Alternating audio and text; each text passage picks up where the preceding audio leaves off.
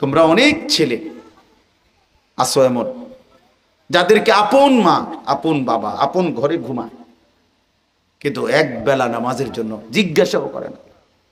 কেউ বলে না, একটা গ্রামের মুরব্বী, চাচা, বাবা, কেউ তারে বলে কেন রে বাপ এমন হলো কেন?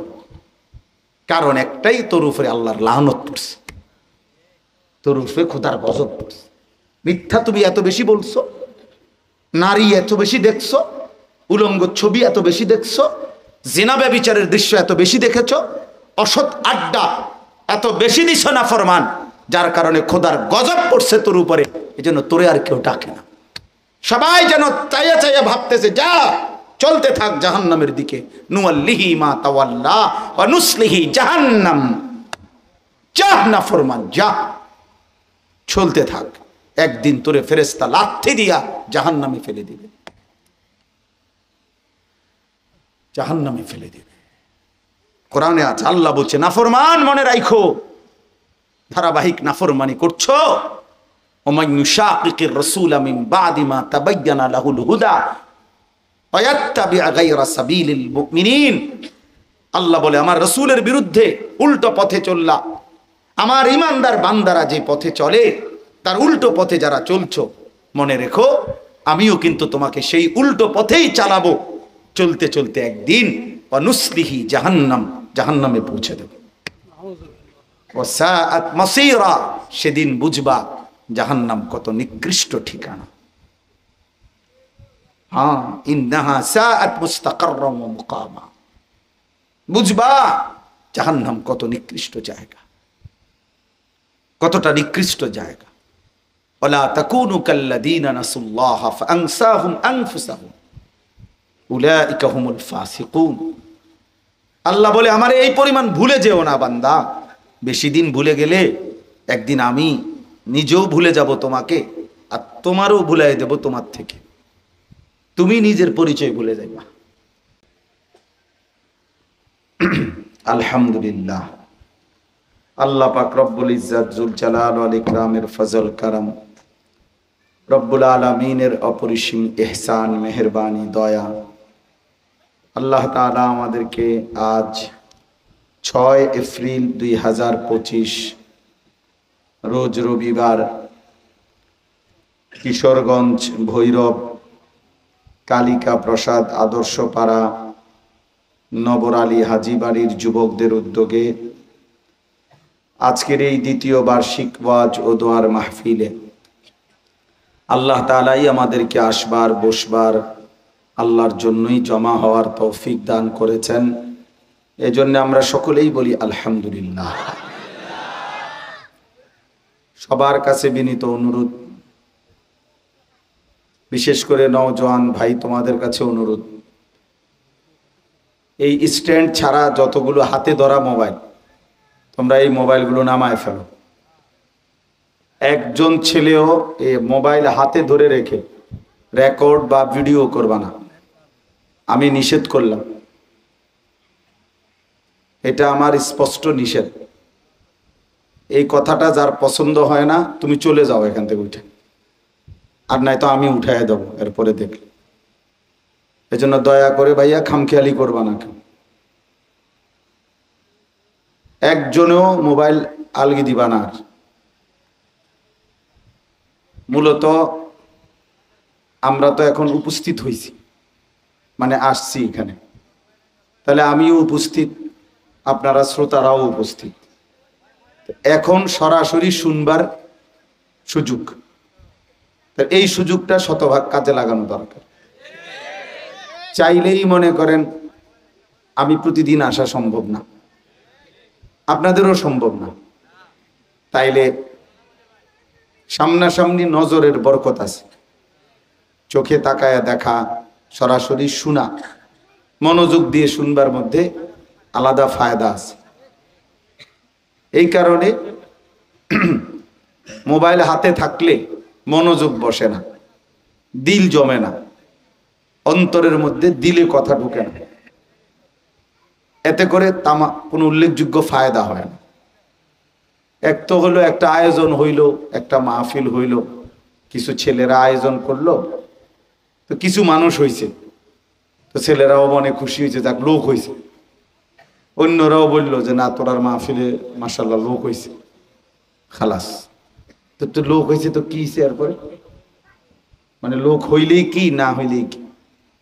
এনে মনে করেন 50,000 লোক হয়েছে, তো আমরা সবার কবর রাজা মাফ তো নাকি? তো কি হয়েছে কি? মানে এনে আহামরি কি এটা? এই জন্য সফলতা বা ব্যর্থতা লোক হয়েছে না হয়েছে ভিত্তিতে না। কোন আল্লাহর বান্দার কলিজার ভিতরে আল্লাহর কথা ঢুকলো কিনা, কারো বিবেকের মধ্যে কোনো ফিকির আসলো কিনা, কারো অনুভূতি জাগলো কিনা, এটা হলো মূল বিষয়। কারো হৃদয়ের মধ্যে কিছু জমছে কিনা, বুঝছে কিনা, এটা হলো বিষয়টা। মানুষ তো হলো 10 লাখ, তো কি হইলো এতে? মানুষ তো হলো 10,000 5,000, এতে আহামরি কিচ্ছু না। এটা আমাদের জেহানে রাখতে হবে। কোরআনুল কারীমের মধ্যে আছে কালিলাম মা তাশকুরুন। আল্লাহ তাআলা বলেন আমার শুকর আদায় করে কম, কালিলাম মা তাযাক্কারুন। আল্লাহ তাআলা বলছেন উপদেশ গ্রহণ করে কম, কালিল। ও কালিলুম মিন ইবাদিয়াশ শাকুর, আমার শুকরকারী বান্দা হয় কম। এই যে কম, তাহলে কম সংখ্যকের প্রশংসা আল্লাহ তাআলা করছেন, যে অনুগত হয় কম, কৃতজ্ঞ বান্দা হয় কম, উপদেশ গ্রহণকারী হয় কম, ফালতু হয় বেশি, আলতু ফালতু হয় বেশি।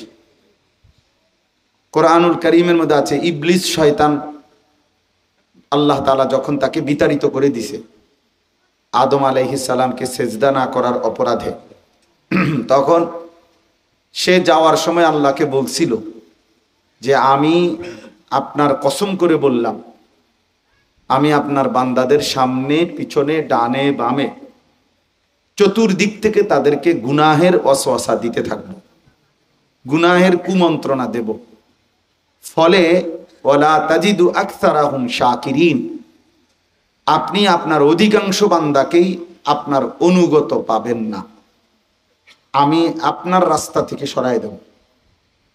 তাহলে ইবলিস আগেই বলে আসছে যে আমি বেশি অংশ আমি নিয়ে নেব, কম অংশ আপনার জন্য থাকবে। এজন্য বেশি কিংবা কম এটা মূল বিষয় নয়। এজন্য দোস্ত আমাদের দিলে কিছু ঢুকলো কিনা। বক্তা একজনের পর একজন বদলাইলো, এক এক সময় এক এক বক্তা জনপ্রিয়, তো ওনারে দাওয়াত দিলে কিছু লোক হবে, একটু মানুষ বেশি হবে, কাজে যেমনি হোক ওনারে আনো, গাড়িত করে পারো, মাইক্রুত করে পারো, হেলিকপ্টারে করে আনো, নাহলে বিমানে করে আনো, নাহলে ট্রাকে করে আনো, একভাবে না একভাবে হুজুরাই না আলো লোক হইছে। হ্যাঁ, তো কি হয়েছে এতে? এতে তো আসলেই কোনো ফায়দা নাই। কোনো এক বান্দার দিলের মধ্যে যদি আল্লাহর মহব্বত আসে, আখিরাতের ফিকির আসে, এটাই বড় পাওয়া, এটাই বড় অর্জন। রাসূলুল্লাহ সাল্লাল্লাহু আলাইহি ওয়াসাল্লাম বলছেন ফাওয়াল্লাহি লা আন ইয়াহদিয়াল্লাহু বিকা রাজুলান ওয়াহিদান খায়রুন লাকা মিন হুমুরিন নাআম। আল্লাহর কসম, নবীজি বলেন আল্লাহর কসম, তোমার দ্বারা একজন ব্যক্তি, রাজুলান ওয়াহিদান, একজন ব্যক্তি আল্লাহর পথ পাওয়া, হেদায়েত পাওয়া, এটা গোটা আরবের সমস্ত দামি উট তোমাকে হাদিয়া দেওয়া তার চাইতে উত্তম। কয়জন লোক? একজনে। তাহলে একজন মানুষের ফিকিরে আল্লাহর কথা বলা, আমার বলার দ্বারা, আমার মেহনতের দ্বারা, আমার 30 বছরই হইল, তো 30 বছরের বলার দ্বারাও যদি আল্লাহর এক বান্দা আল্লাহর পথ পায়, আখিরাতের সন্ধান পায়, গুনার রাস্তা ছেড়ে দিয়ে আল্লাহ তাআলার বন্দেগীর রাস্তা ধরে, তাহলে এটা সফলতা। এটা কি সফলতা? এটা সফলতা।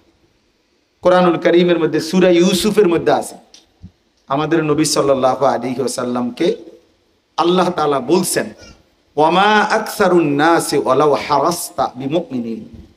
বন্ধু, আপনি খুব যদি চান, আপনি যদি প্রচন্ড আগ্রহ করেন, তবুও অধিকাংশ লোক ইমানদার হবে না। ওয়ামা আকসারুন নাস, আকসার একদিকে হলো কালিল মানে কম, আর আকসার মানে হলো বেশি। আকসার মানে কি? বেশি। আপনি ওয়ালাউ হারাস্তা, আপনি যদি প্রচন্ড লোভ আগ্রহ করেন, তবুও অধিকাংশ লোক ইমানদার হবে না। তো যেখানে খুদ রসুল সাল্লাল্লাহু আলাইহি সাল্লামকে আল্লাহ তাআলা বললেন আপনার হাতেই অধিকাংশ লোক ইমানদার হবে না, তো এর পরবর্তীদের কোনো পাত্তা আসেনি। তো তাহলে এখানে লোক ভারী করার, লোক বেশি হওয়ার, এটা মূল বিষয়, পরিবর্তন বড় বিষয়। ইন উরিদু ইল্লাল ইসলাহা মাস্তাতাতু, কোরআনুল কারীমের মধ্যে আছে সমস্ত নবীরা মানুষদেরকে আল্লাহর দিকে যখন ডাকতেন, তো উনারা বলতেন, নবীদের বক্তব্য ছিল একটা, যে হে আমার জাতি, দিবানিশি তোমাদেরকে আমি যে আল্লাহর দিকে ডাকতেছি, এর দ্বারা আমার উদ্দেশ্য কি? তো নবীগণ বলতেন ইন উরিদু ইল্লাল ইসলাহা, অন্য কোনো উদ্দেশ্য নয়, শুধুই কেবল তোমাদের সংশোধন। আমি ধীরে ধীরে মাঠ সাজাইতেছি, আশা করি আগামী 10 বছরের ভিতরে যদি মাঠ আটটু বেশি হয়, আমার জনপ্রিয়তা যদি আটটু বাড়ে, তাহলে ইনশাআল্লাহ নির্বাচনে দাঁড়াবো। হ্যাঁ, মোটামুটি তো এখন মোটামুটি চারিদিকে দেখি শ্রোতা অনেক, তো এইটা মাকসাদ না, এইটা কোনো কি না, আমাদের মাকসাদ না, এটা না। তাহলে ইন উরিদু ইল্লাল ইসলাহা মাস্তাতাতু, মানে সাধ্যের সবটুকু দিয়ে, আমার সাধ্যের যেটুকু আছে সবটুকু দিয়ে আমি তোমাদের পরিবর্তন চাই। এটা নবীদের কথা, যে উম্মত তোমাদের সংশোধন চাই। এক এক যুবক আল্লাহকে ফিরে পায়, এক মুসলমান আল্লাহর দিকে ফিরে আসে। দাওয়াত ও তাবলীগের বিশ্ববিখ্যাত মুরব্বী হযরত মাওলানা আহমদ লাট সাহেব দামাত বারাকাতুহুমুল আলিয়া, এই বছরও বিশ্ব ইজতেমায় দ্বিতীয় দিন মাগরিব বাদ হযরত বয়ান করছিলেন। আমি মাঠে বসে বয়ান শুনছিলাম। ওই বয়ানে উনি এটা বলছিলেন, নবী সাল্লাল্লাহু আলাইহি ওয়াসাল্লাম এবং সাহাবায়ে কেরামের প্রত্যেকের কলিজার ভিতরে মৃত্যু পর্যন্ত একটা তামান্না ছিল, বিশেষ আশা আকাঙ্ক্ষা কি ছিল? একটাই বড় তামান্না ছিল, যে কিভাবে আল্লাহ তাআলার এক এক বান্দা জাহান্নাম থেকে মুক্তি পাবে, কিভাবে মুক্তি পাবে আল্লাহ পাকের একজন একজন বান্দা, প্রতিটা বান্দা কিভাবে জাহান্নাম থেকে মুক্তি পাবে। এই ছিল রাসূলুল্লাহ সাল্লাল্লাহু আলাইহি সাল্লামের দিবানিশির ফিকির।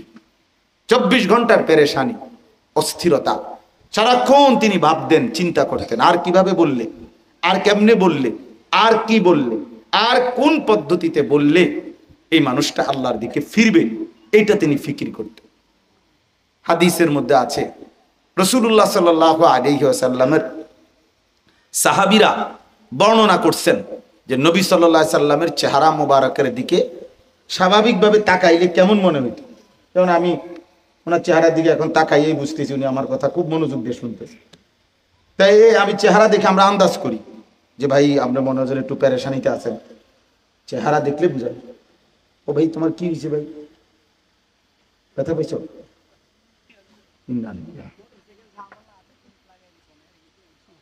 আল্লাহ শিফা করে। তো এই মানে চেহারা দেখলে বোঝা যায় যে ভাইয়া খুব মনোজন, খুব চিন্তিত কোনো বিষয়ে আপনি।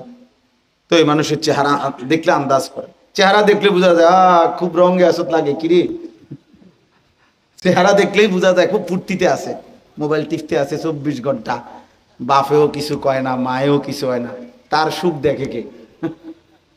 হ্যাঁ, অধিকাংশ ছেলে তো বেশি রং এইটার কারণ, কেউ তাকে ডাকে না, বাবাও কিছু বলে না, মাও কিছু বলে না, সমাজের কেউ তাকে কিছু ডাকে না, এমন লানত তার উপরে, যে অভিশাপ, খোদার এমন গজব পড়ছে যে কেউ তারে ডাকে না। এই জন্য 24 ঘন্টা তার ফিকিরে একটা মোবাইল টিপতেছে, নারী, ছবি, উলঙ্গ দৃশ্য, জিনা ব্যভিচারের দৃশ্য, সারাদিন সারা রাত। সাথে যে কয়টা বন্ধু বান্ধব চলে, ওই অসৎগুলাও একই রকম। এগুলোর কথাই জোরে ঠিক করো না, এমনি শোনো, চিৎকার দিও না, হুলস্থুল করো না, এমনি শোনো বাপ, এমনি ভিন্ন আওয়াজে চিৎকার করো না। তাহলে এই ফিকির, এই যে এই কারণে সে খুব ফুর্তিতে আছে, মৌজে আছে মূলত। কারণ কি, কেউ তাকে বাধা দেয় না। মূলত মনে রাখো ছেলেরা, বাবা, যাকে গুনার থেকে কেউ ফিরায় না, এটা তোমার উপরে জীবনের খোদার কসম তোমার উপর এটা সবচেয়ে বড় লানত, তোমার জীবনের সবচেয়ে বড় অভিশাপ যে এই সমাজের কেউ তোমাকে ফেরাচ্ছে না, ফিরাইতেছে না। এটা আমার কথা, একটা ছেলে হইলেও মনে রাখো। তুমি বদনসিব, দুর্ভাগা যে তোমার সবাই ছেড়ে দিছে, সবাই তোমারই ছেড়ে দিছে। আপন মা, তুমি ফজরের নামাজ পড়ো না, তোমার মা কোনোদিন আর ডাকে না, বাবা ডাকে। আমি আজকেও এখন আমার শায়েখ, আমার মুরব্বী, বাংলাদেশের মুরব্বী আল্লামা শায়েখ সাজিদুর রহমান ব্রাহ্মণবাড়িয়ার, আমাদের হেফাজতে ইসলাম বাংলাদেশের সংগ্রামী মহাসচিব, সারা বাংলাদেশের গর্ব অহংকার, হুজুরের সাথে এখন দেখা করে কথা বলে নাস্তা খাই হুজুরের সাথে তো আসছি এখানে হুজুরের মাদ্রাসায়, এই জন্য একটু দেরি হয়েছে, আর একটু আগে আসতে পারতাম। তো হুজুরের কাছে আমি বলতেছিলাম এই মাত্র, আমার বয়স এখন 44 বছর, আমার এই ছোট ওয়াজ মাহফিলের এই জীবন আজকে প্রায় 20-21 বছর। আমার 4টা ছেলে মেয়ে আছে, আমার মেয়ে বড় হয়েছে, ছেলে বড় হয়েছে, আমার আম্মা বয়স্ক মুরব্বী, অসুস্থ মানুষ, দুর্বল এখনো এখনো মায় আমারে দেখা করলেই জিঙ্গা ভূত নোয়া ধরছে, এখনো নোয়া ধরছে ভূত। আর একটা কথা কইব, মায় সবসময় এই হুজুরে শুনাইলাম যে মায় কয় হুজুর এখনো মা বলে ভূত, সারা বাংলাদেশে কত জায়গায় ওয়াজ করো, চাইও মানুষের লগে টাকা পয়সা লইয়া ঝামেলা করো না। এই বয়সও মা এটা কত শতবার কইছে যে মা আমার, তাইলে মা আমার এখনো মনে রাখছে যে ভূত নমাজ হবে, নমাজ উঠছুন যে মা নামাজ পড়ছি। তাইলে ভাইয়া সেই ছোটবেলার থেকে মা আমারে নামাজের দিকে নজর রাখছে, এটা আমার উপরে রহমত যে আমার মা আমার দিকে খেয়াল রাখছে, আমার বাবা আমার দিকে খেয়াল রাখছে, আমার বড় ভাই আমার দিকে খেয়াল রাখছে। আমার বড় ভাই আমার একদিনে 3বারও চুল কাটাইছে, অর্থাৎ চুলটা শুধু সামনে পিছনে একটু 19-20 হয়েছে, 19-20 হইতো না, 19.5-20 3বার। আবার যাও সেলুনে, আবার যা, হয়েছে না, সমান হয়েছে না, আবার যা। 3বারের পরে চুল হাত দিয়া ঠিক মতো যখন মিলছে সামনে, এবার যা, এবার গোসল কর। এটা রহমত। তোমরা অনেক ছেলে আসো এমন যাদেরকে আপন মা, আপন বাবা, আপন ঘরে ঘুমায়, কিন্তু এক বেলা নামাজের জন্য জিজ্ঞাসাও করে না, কেউ বলে না। একটা গ্রামের মুরব্বী, চাচা, বাবা, কেউ তারে বলে কেন রে বাপ এমন হলো কেন? কারণ একটাই, তোর উপরে আল্লাহর লানত পড়ছে, তোর উপরে খোদার গজব পড়ছে। মিথ্যা তুমি এত বেশি বলছো, নারী এত বেশি দেখছো, উলঙ্গ ছবি এত বেশি দেখছো, জিনা ব্যভিচারের দৃশ্য এত বেশি দেখেছো, অসৎ আড্ডা এত বেশি দিছ না ফরমান, যার কারণে খোদার গজব পড়ছে তোর উপরে। এই জন্য তোরে আর কেউ ডাকে না, সবাই যেন চাইয়া চাইয়া ভাবতেছে যা চলতে থাক জাহান্নামের দিকে, নুয়াল্লিহি মা তাওয়াল্লা ওয়া নুসলিহি জাহান্নাম, যা না ফরমান যা, চলতে থাক, একদিন তোরে ফেরেশতা লাথি দিয়া জাহান্নামে ফেলে দিবে, জাহান্নামে ফেলে দিবে। কোরআনে আছে, আল্লাহ বলছে নাফরমান মনে রাখো, ধারাবাহিক নাফরমানি করছো। ওমান ইউশাকিকির রাসূলা মিন বাদি মা তাবায়্যানা লাহুল হুদা ওয়া ইয়াত্তাবি গায়রা সাবিলিল মুমিনিন। আল্লাহ বলে আমার রাসূলের বিরুদ্ধে উল্টো পথে চললা, আমার ঈমানদার বান্দারা যে পথে চলে তার উল্টো পথে যারা চলছো, মনে রেখো আমিও কিন্তু তোমাকে সেই উল্টো পথেই চালাবো। চলতে চলতে একদিন অনুসলিহি জাহান্নাম, জাহান্নামে পৌঁছে দেব। ওয়াসাআত মাসীরা, সেদিন বুঝবা জাহান্নাম কত নিকৃষ্ট ঠিকানা। হ্যাঁ, ইন্নাহা সাআত মুস্তাকাররাম ওয়া মুকামা, বুঝবা জাহান্নাম কত নিকৃষ্ট জায়গা, কতটা নিকৃষ্ট জায়গা। ওয়ালা তাকুনু কাল্লাযীনা নাসুল্লাহা ফাআনসাহুম আনফুসাহুম উলাইকা হুমুল ফাসিকুন। আল্লাহ বলে আমার এই পরিমাণ ভুলে যেও না বান্দা, বেশি দিন ভুলে গেলে একদিন আমি নিজেও ভুলে যাব তোমাকে, আর তোমারও ভুলাই দেব তোমার থেকে, তুমি নিজের পরিচয় ভুলে যাইবা। আত্মপরিচয়, আত্মভোলা করে দেবো, আত্মভোলা। মানে এমন মাতাল যে ভাই আপনার নাম কি, না আমার জানা নাই আমার নাম। আপনার বাড়ি কেন, আমার বাড়ি কে জানি কই থাকে না। এ তো সবাই বুঝবে যে আত্মভোলা, মানে সে নিজেকেই এখন আর চেনে না। বাসে উঠছে মনে করেন, কন্ট্রাক্টর জিগাইছে ভাই কই নামবেন, না ভাই কইতারি না, কই না, আপনি একটা নামাই দিন। তো কন্ট্রাক্টর হেল্পার রে কি বলবো, এই পাগল এটা উঠেছে কীর্তি, তে কই নামবো, তে কইতারে না, তেমন পাগল উঠাইলি কেন? তুমি বলো যুবক, তুমি মাতাল, তুমিও বলো তুমি মাতাল কিনা, তুমি বলো। তুমি এই লাগাতার মোবাইলে নারী ছবি, অশ্লীল দৃশ্য, শেষ পর্যন্ত কোথায় গিয়া, মানে কি টার্গেটে এটা দেখতেছ, অর্থ কি? আমারে একটা ছেলে বুঝাও, মানে কতজন বেডি তোমার দরকার? ঠিক আছে, একজন নারীর প্রতি আসক্ত, মানে নারীর প্রতি আগ্রহ এটা আছে, আমি মানে